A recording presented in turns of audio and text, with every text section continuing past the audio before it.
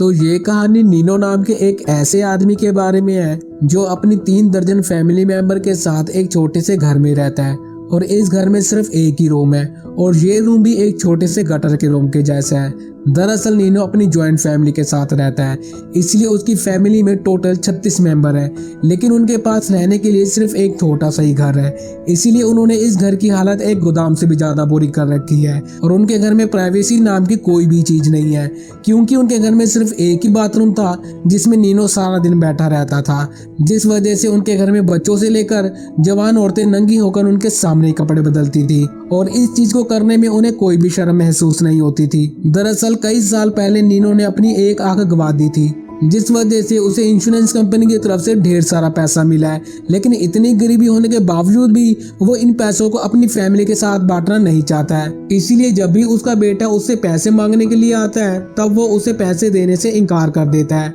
और उसे मारकर वहां से भगा देता है। साथ ही साथ नीनो जब भी सोता है तब वो अपने साथ एक बंदूक को रखता है, क्योंकि वो जानता है कि उसके सोते ही उसके घर का कोई ना कोई उसके पैसे चोरी कर लेगा।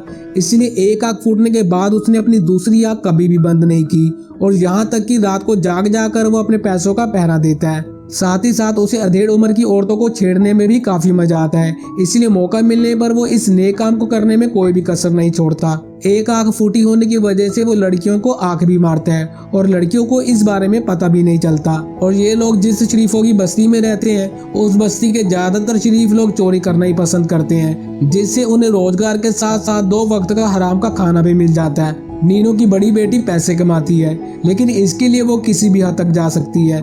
दूसरी तरफ उसकी छोटी बेटी दूसरों के घर में पोछा लगाने का काम करती है और एक दिन जब वो अपनी बड़ी बहन के साथ जा रही थी तब वो उससे कहती है कि पैसे कमाने के लिए ये सब कुछ करना ठीक नहीं है।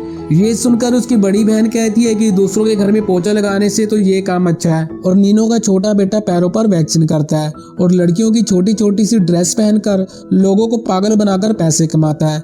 नीनो की फैमिली में इतनी गरीबी थी कि सुबह से लेकर शाम तक उनके घर में खाने पीने के साथ साथ मारपीट भी चटनी की तरह परोसी जाती थी। नीनो अपने पैसों को लड़कियों के ऊपर और दारू पीने के लिए खर्च करता था और नशा टूट जाने के बाद वो हर रोज भूल जाता था कि उसने किस काम से पैसों को खर्च किया है। इसीलिए वो हर रोज पैसों को गिनकर उन्हें अलग अलग जगह पर छुपाता था और पैसों को छुपाने से पहले वो अपनी बूढ़ी माँ को हर रोज कपड़े से ढक देता था। एक दिन नीनो की फैमिली को पता चलता है कि उसकी बूढ़ी माँ को पेंशन का पैसा मिलने वाला है, इसलिए वो सभी जोर जबरदस्ती उन्हें पेंशन ऑफिस लेकर जाते हैं और पैसों को निकालने के बाद वो लोग पैसों के लिए लड़ाई करने लगते हैं और अपनी बूढ़ी माँ को अपने बच्चों के साथ छोड़ देते हैं। उनके घर में गरीबी इतनी कूट कूट कर भरी हुई थी कि पैसों के लिए वो लोग किसी भी काम को करने से मना नहीं करते थे, जबकि नीनो के पास ढेर सारा पैसा था, लेकिन वो उन पैसों को अपनी अय्याशी में उड़ाता था। एक दिन वो दारू पीकर रात को जब सो रहा था तब वो सपने में देखता है कि उसकी फैमिली ने उसका सारा पैसा चोरी कर लिया है और उस पैसे से वो लोग ऐश कर रहे हैं। जिसके बाद वो नींद से उठकर अपने पैसों को चेक करने के लिए जाता है, लेकिन दीवार तोड़ते ही वो देखता है कि वहां पर उसका एक भी पैसा नहीं है, जिस वजह से वो बौखला जाता है और घर को तहस नहस करके पैसों को ढूंढने लगता है। इसी दौरान उसे अपने बेटे के ऊपर शक होता है कि उसने ही जरूर उसका पैसा चोरी किया होगा, इसलिए वो उसे पूछने की बजाय वो सीधा उसे गोली मार देता है और इस वजह से उसे पुलिस अरेस्ट कर लेती है। लेकिन अगले ही दिन वो अपने पैसों के दम से जेल से छूट जाता है। दूसरी तरफ घर के सभी लोग उन पैसों को घर के चारों तरफ ढूंढ रहे थे, लेकिन उन्हें वो पैसा कहीं पर भी नहीं मिल रहा था। तभी वहाँ पर नीनो आ जाता है और वो सीधा बाथरूम में जाकर उन पैसों को निकाल लेता है। दरअसल नीनो ने बाथरूम में पैसे छुपा रखे थे, लेकिन नशे में होने की वजह से उसे उस दिन ये बात याद नहीं थी। अब उसके जाने के बाद घर के सभी लोग उस आदमी को बहुत बुरी तरह से मारते हैं जिसने कहा था कि उसने बाथरूम को अच्छे से चेक कर लिया है। उधर नीनो जब एक जगह पर दारू पी रहा था तभी वो एक धंधे वाली को देखता है और उसके पास जाकर उससे बातें करने लगता है। नीनो उसे कहता है कि वो काफी अकेला है और उसे उसके घर में कोई भी प्यार नहीं करता, सभी लोग उसका पैसा उसे छीनना चाहते हैं।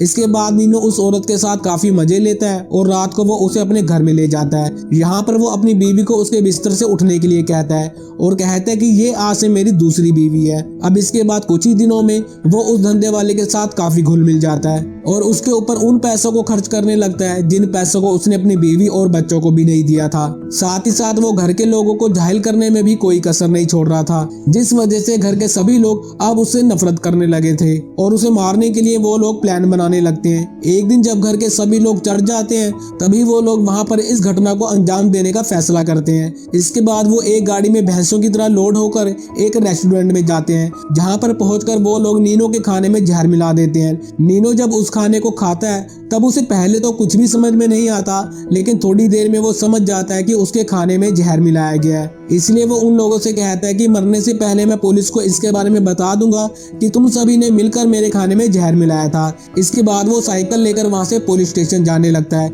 जबकि उसे पुलिस स्टेशन की बजाय हॉस्पिटल जाना चाहिए था। दरअसल नीनो अपने आप को बचाने के लिए नहीं बल्कि उन लोगों को मरवाने के लिए जा रहा था, लेकिन जहर खाने की वजह से वो ज्यादा दूर तक नहीं जा पाता और एक नदी के किनारे आकर गिर जाता है। अब क्योंकि उसने पूरा खाना नहीं खाया था इसलिए वो उल्टी करके उस खाने को निकाल देता है जिसमें जहर मिला हुआ था, जिस वजह से वो बच जाता है। इसके बाद वो रात को अपने घर में दारू छिड़क कर उसमें आग लगा देता है और दूर से अपने परिवार को मरते हुए देखने लगता है। लेकिन इससे पहले कि वो आग पूरे घर में फैलती, घर के सभी लोगों को आग के बारे में पता चल जाता है और वो लोग घर से बाहर निकल जाते हैं। बाहर वो लोग नीनो को एक पेड़ पर चढ़ा हुआ देखते हैं और उसके ऊपर पत्थर फेंककर फिर से उसे जान से मारने की कोशिश करते हैं, लेकिन इससे भी उसे कुछ नहीं होता। अगले दिन वो सभी लोग उस घर को ठीक करने की कोशिश करते हैं, लेकिन वहीं दूसरी तरफ नीनो उस घर को एक आदमी को बेच देता है ताकि उसकी फैमिली रास्ते में भीख मांगने पर मजबूर हो जाए और फिर नीनो अपने उन पैसों को लेकर उस धंधे वाले के साथ मजे लेने लगता है। अब इसके कुछ दिन बाद वो आदमी जिसने उस घर को खरीदा था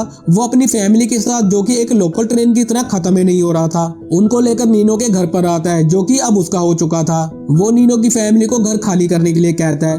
अब घर तो उन्होंने क्या खाली करना था और उल्टा हाथापाई पर उतर आते हैं। इसके बाद अगले सीन में हम देखते हैं कि नीनो अपने पैसों से एक गाड़ी खरीदता है और वो उस गाड़ी को लाकर सीधा अपने घर में घुसा देता है, जिससे उनका घर गटर से कबाड़ खाने में बदल जाता है। लेकिन वो लोग उस कबाड़ खाने को गिरने से रोकते हैं और फिर वो दोनों ही फैमिली उस घर में रहने लगते हैं, जहां पर नीनो अपने 3 दर्जन फैमिली मेंबर और 2 बीवी के साथ रह रहा था। वहीं दूसरी तरफ वो फैमिली जिसने इस घर को खरीदा था वो भी अपनी ज्वाइंट फैमिली को लेकर वहां पर रहने लगते हैं। साथ ही साथ नीनो अभी भी अपने घर के सभी लोगों के ऊपर शक भी करता है और अपने पैसों को अपने हाथ में लगे हुए प्लास्टर के अंदर छुपा कर रखता है। वो चाहता है कि उस घर के सभी लोगों को मारकर उस घर के यानी कि उस गटर का राजा बनना, जिसके लिए वो रात भर प्लान बनाता है। और इसी के साथ ये मजेदार कहानी यहीं पर खत्म हो जाती है। आपको ये कहानी कैसी लगी हमें कमेंट बॉक्स में जरूर बताएं और ऐसी और मजेदार इंटरेस्टिंग वीडियोस के लिए चैनल को सब्सक्राइब जरूर करें और वीडियो को लाइक और शेयर भी जरूर करें। धन्यवाद।